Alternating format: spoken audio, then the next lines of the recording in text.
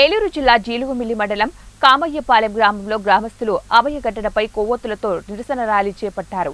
August 9వ తారీఖున పశ్చిమ బెంగాల్ కల్కత్తా నగరంలో ఆర్జీ కార్ ప్రభుత్వ హాస్పిటల్లో పీజీ ట్రైనీ డాక్టర్ విరామం లేకుండా రోగులకు 48 గంటలు పనిచేసి సేవలు అందించి ఆమె విశ్రాంతి తీసుకున్న సమయంలో రాత్రి 2 గంటల నుండి 5 గంటల వ్యవధిలో దుండగులు అత్యాచారం చేసి హత్య చేశారు.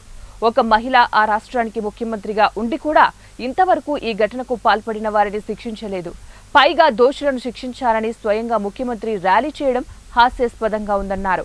హాస్పిటల్ ప్రిన్సిపల్ రాజీనామా చేస్తే దానిని అంగీకరించకుండా వేరే ప్రదేశానికి ట్రాన్స్ఫర్ చేయడం వెనుక ఉన్నటువంటి ఆంతర్యం ఏమిటి అని ప్రజలు ప్రశ్నిస్తున్నారు. దాని మీద మేము ఈరోజు కార్యక్రమం చేస్తున్నాం. నేటికి భారతదేశానికి స్వాతంత్రం వచ్చి 78 సంవత్సరాలు కావస్తా ఉంది. కానీ ఈ 78 సంవత్సరాల స్వాతంత్ర భారతదేశంలో మహిళలకు పూర్తిగా రక్షణ లేకుండా పోయింది.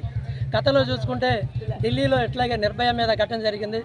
నిర్భయ మీద ఘటన జరిగిన తర్వాత నిర్భయ చట్టం వచ్చింది. తర్వాత హైదరాబాద్లో దిశ ఘటన ఒకటి జరిగింది. దిశ ఘటన జరిగిన తర్వాత దాని మీద కూడా దిశ చట్టం వచ్చింది. తర్వాత పోక్సో చట్టం వచ్చింది.